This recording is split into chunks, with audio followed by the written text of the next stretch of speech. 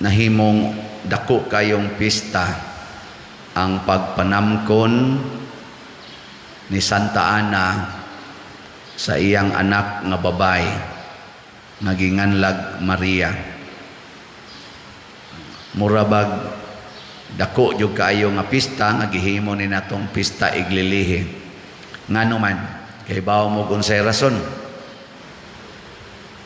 kanang inigmabdos ninyo sa inyong anak, magpista ba mo? Ha? Kamong mga inahan din hiron, mga asawa, o mamabdos mo, magpista mo? Tingali, sa first nga bata, ikaduhang bata, murag medyo di na kay magpista, ikatulong pagkamabdos, murag problema na, ikaupat, lingo-lingo na, ikalima, mo ingon na, ngano man ni, oy, ikauno, wa na gyud ng danghag ka. Sikag kamabdos diha. So ang pagturok di ay sa bata dinhi sa tiyan sa inahan, dako kay na siya kahulugan. Why bata nga gipaturok sa taguangkan sa usa ka inahan nga why divine plan o divine message. Kung sa may planos Ginoo, matod pa sa ikaduhang pagbasa, gipili ng daan aron ta mabalaan sama kaniya. Unsa may message nga ang Ginoo nagpakatao. Kada gid na kamabdos sa babay, ang pulong sa Ginoo naghimong tao.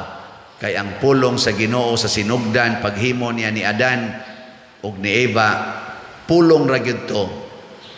Let us create man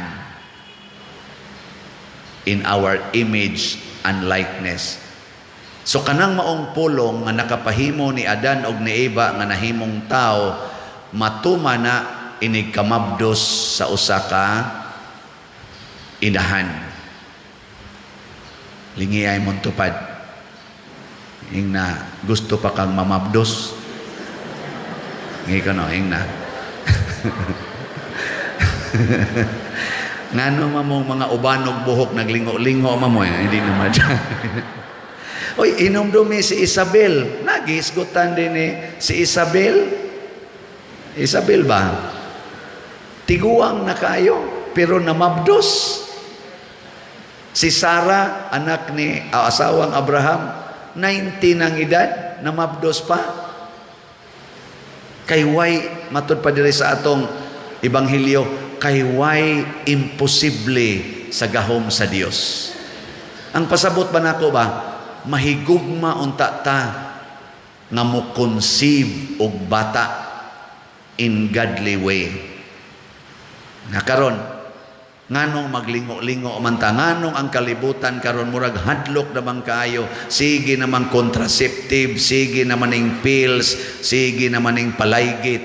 Ngano man tungod kay nasudlan ta sa pagpangilad sa bitin. Si Eva ang unang babae nga na tao nga way sala, gisudlan sa bitin og sala. Matod pa niya, gilansisan ko sa bitin. There's unang pagbasa niya. Ang lalaki sad na apil kay matod pas lalaki, kanang babae nga gihatag ni Monako maoy nagpakaon ako sa gidili nga bunga. Una kaning bitin adto ginamusod sa babae pag-una niya, matakdan dayon ang laki. Ang pari matintal adto na musod ang yawa sa madre niya, moari dayos pari.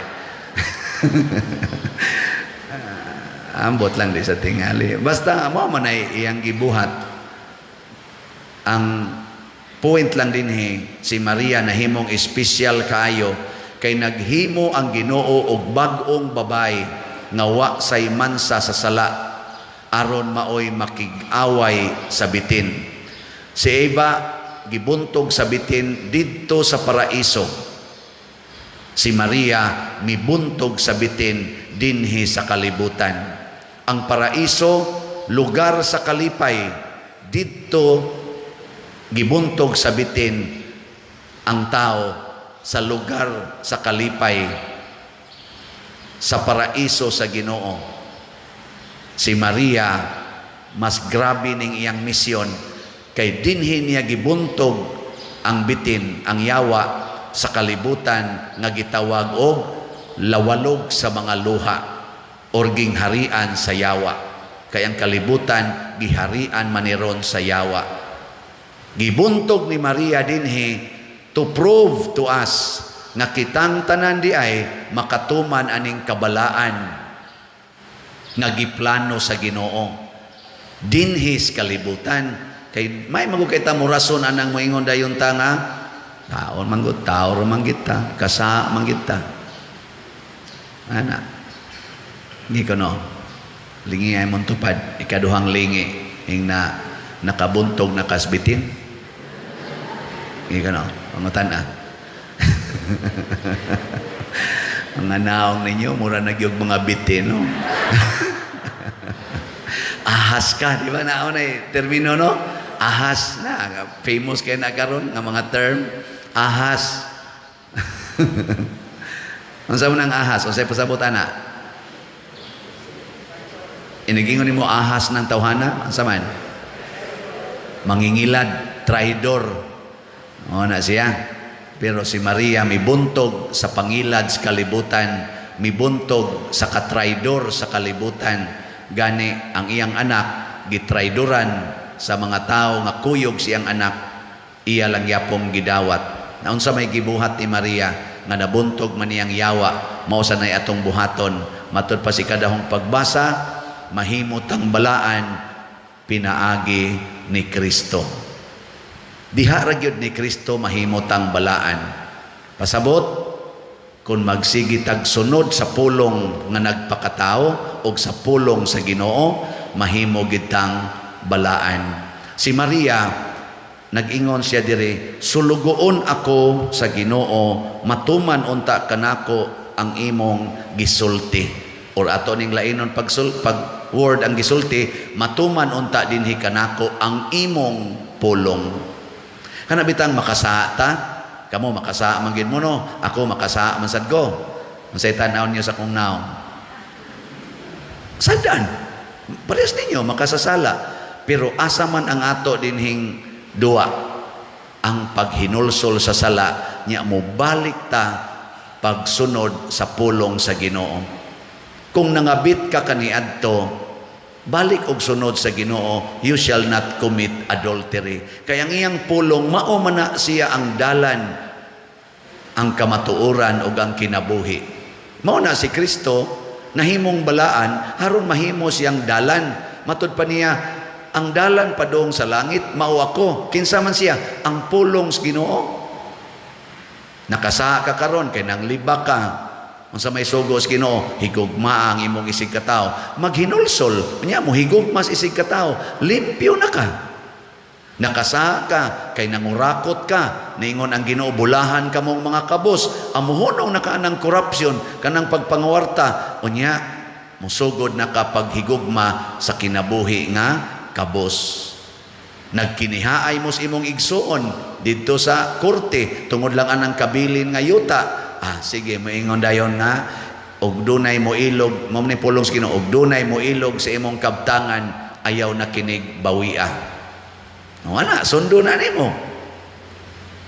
Nabitay ning share nako, ingon siya, pader na adyo ko'y suod kaysa akong kinabuhi nga sukad pamigagmay pamipertigyong suura. Nya nangalampos nami inana nakapanghuam ko niya 100,000 man tingal ito.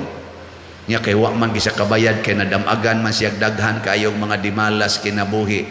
Wan agyog kuno siya tinggi.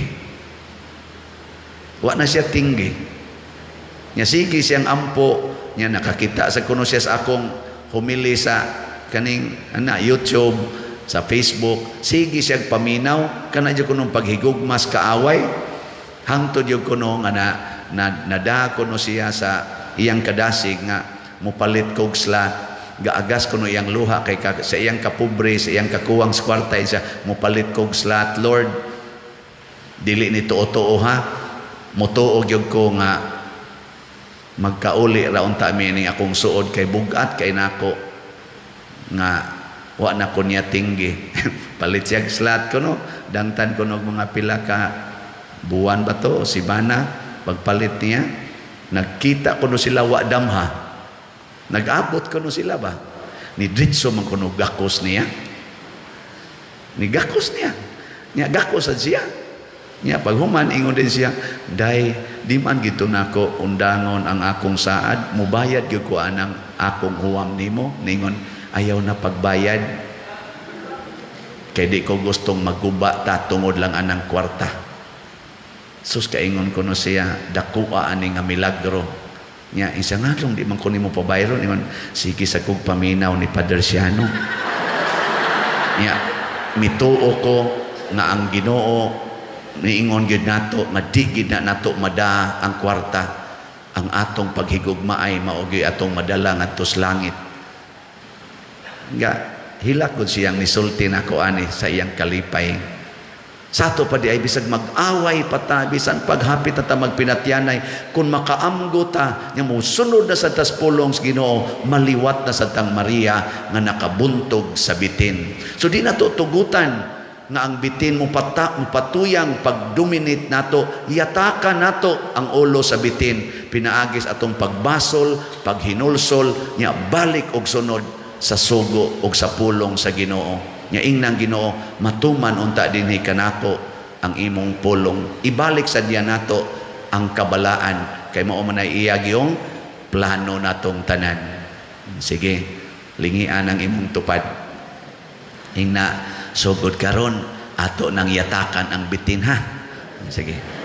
Ana ato nang yatakan ang bitin. Ya maingon day nang imong tupad, ikaw bitina ka. Ay galagot nimo. Ay yatake yung bitin. Sige, manindog na ta mga liwat ni Maria.